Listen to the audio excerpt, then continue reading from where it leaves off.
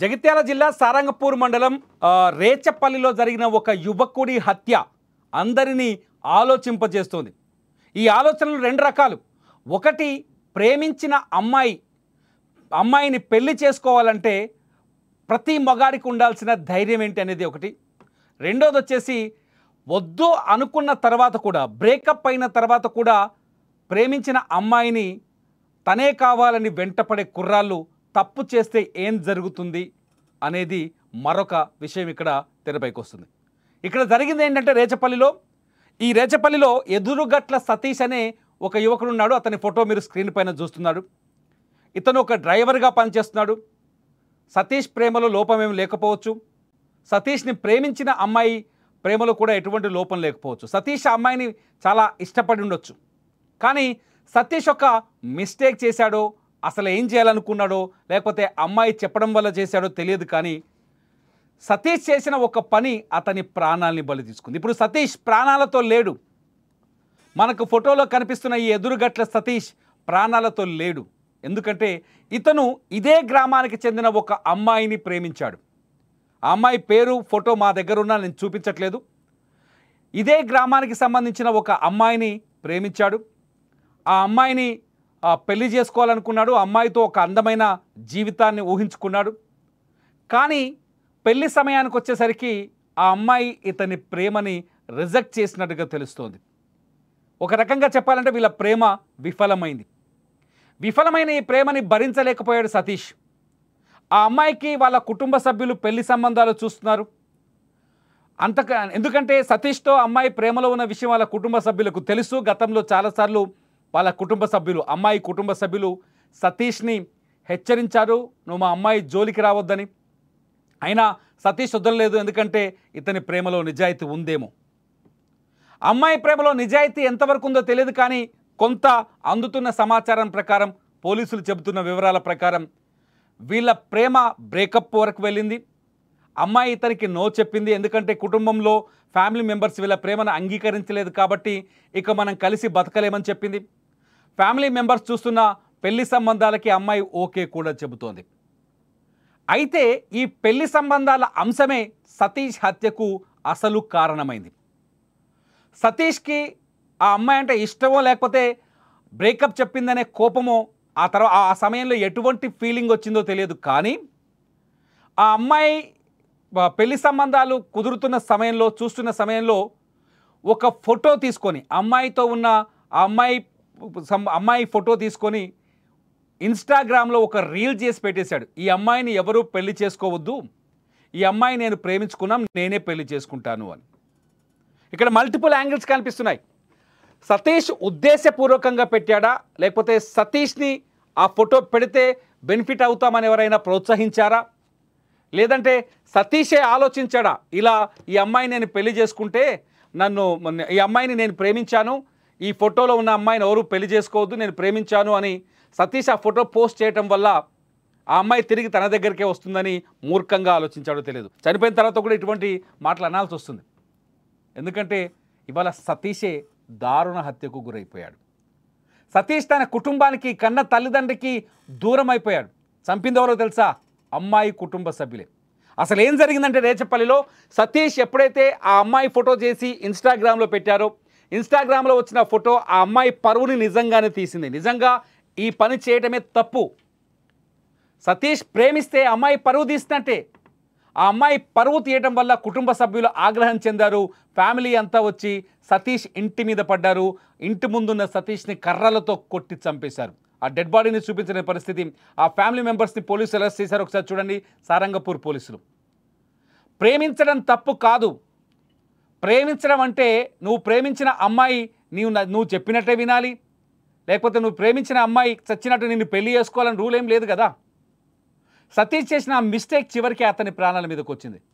వీళ్ళు కూడా ఒకవేళ నిజంగా సతీష్ ఆ అమ్మాయిని నిజంగానే ప్రేమించి ఉంటే, వాళ్ళిద్దరి మధ్య నిజమైన ప్రేమ ఉందని గమనించి ఉంటే వాళ్ళిద్దరికీ పెళ్లి చేస్తే సరిపోయేది. కానీ ఆ అమ్మాయి కుటుంబ సభ్యులు కూడా ఇంకా ఆలోచనల్లో వెనకబడిపోయి ఉన్నారు. సమాజంలో జరుగుతున్న సంఘటనలను చూసి వాళ్ళు ఇప్పటికీ కనువిప్పు కలగలేదు. ప్రేమని అంగీకరించాల్సిన రోజులు వచ్చేసాయి. కులాలు మతాలకు బ్యారియర్స్ లేవు. సరిహద్దులు లేవు, ఆస్తులు అంతస్తులకు కూడా సరిహద్దులు లేవు. ప్రతి వ్యక్తి ప్రేమించుకున్నారు అంటే వాళ్ళకి పెళ్లి చేయడం తప్పేం కాదు అనే మూర్ఖత్వం నుంచి అనే మంచితనంలోకి రావాల్సిన అవసరం వాళ్ళకుంది. వాళ్ళు ఇంకా మూర్ఖంగా ఆలోచించారు. వీడికిచ్చి పెళ్లి చేయొద్దనుకున్నారు, వీడి దగ్గరికి అమ్మాయి రాకుండా అడ్డుకున్నారు. ఎందుకంటే పోలీసులు చెప్పిన దాని ప్రకారం చూస్తే వీళ్ళిద్దరి మధ్య ప్రేమ ఉందని తెలుస్తుంది. ఆ ప్రేమని చంపేయాలనుకున్నారు. అందులో భాగంగానే సతీష్ని పదే పదే బెదిరిస్తూ వచ్చారు. చివరికి హత్య చేసి వాళ్ళ జీవితాన్ని కూడా నాశనం చేసుకున్నారు. సతీష్ని చంపిన వాళ్ళంతా ఇప్పుడు జైలుకి వెళ్తున్నారు. చూడండి, ముసుగులు వేసుకొని పోలీసుల ముందు, సారంగపూర్ పోలీసుల ముందు కనిపిస్తున్నారు. ముసుగులు వేసుకొని వీళ్ళంతా ఇప్పుడు జైలుకి వెళ్తున్నారు హత్య కేసులో. ఇప్పుడు ఏమైంది? ఆ అమ్మాయి జీవితం ఇలా కూడా పాడైపోయింది. సతీష్ చేసిన మిస్టేక్ నిజంగా పెద్ద మిస్టేకే. సతీష్ ఆ అమ్మాయి ఫోటోని ఇన్స్టాగ్రామ్లో పెట్టి పరువు తీయాలనుకోవడం అతిపెద్ద తప్పు సతీష్ వైపు ఉంటే, అతన్ని చంపేయటం ఆ అమ్మాయి బంధువుల తప్పైంది ఇక్కడ. నేను ఈ సంఘటన తర్వాత నేను ఒక విషయం చెప్పాలనుకుంటున్నా. అరే బాబు, మీ లవ్లో నిజంగా నిజాయితీ ఉంటే, నువ్వు నిజంగానే ఒక అమ్మాయిని ప్రాణప్రదంగా ప్రేమిస్తే ఆ అమ్మాయి కుటుంబాన్ని ఎలా ఒప్పించాలో కూడా ఆలోచించు. అమ్మాయిలైనా సరే ఆ అబ్బాయి కుటుంబాన్ని ఎలా ఒప్పించాలో ఆలోచించండి. ప్రేమ విషయంలో ఆకతాయి పనులు చేస్తే, పనికిరాని పనులు చేస్తే, చెత్త నిర్ణయాలు తీసుకుంటే, బాధ్యత లేని ప్రవర్తన చేస్తే ఇటువంటి ప్రమాదాలే జరుగుతాయి. ఇది కేవలం కూర్చుని మాట్లాడుకుంటే సాల్వ్ అయ్యే ఈ సమస్య హత్య దాకా వెళ్ళింది. చెప్తాం కదా, మన పెద్దలు చెప్తుంటారు, గోటితో పోయేదాన్ని గొడ్డలి దాకా తెచ్చుకోవటం ఎందుకని.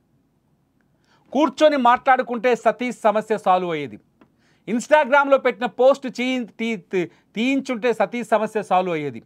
సతీష్తో కౌన్సిలింగ్ చేస్తుంటే, లేకపోతే అమ్మాయికి కౌన్సిలింగ్ చేస్తుంటే ఈ సమస్యకు పరిష్కారం వచ్చుండేది. కానీ ఇవాళ సతీష్ రక్తాన్ని కళ్ళ చూసేదాకా వెళ్ళింది పరిస్థితి. ఇవాళ అమ్మాయి కుటుంబం హ్యాపీగా లేదు, సతీష్ కుటుంబము హ్యాపీగా లేదు. నిజానికి వాళ్ళిద్దరు ప్రేమించుకుంది నిజమైతే వాళ్ళిద్దరికి పెళ్లి చేస్తే ఈ ముహూర్తంలో రెండు కుటుంబాలు చాలా సంతోషంలో కనిపించేవి.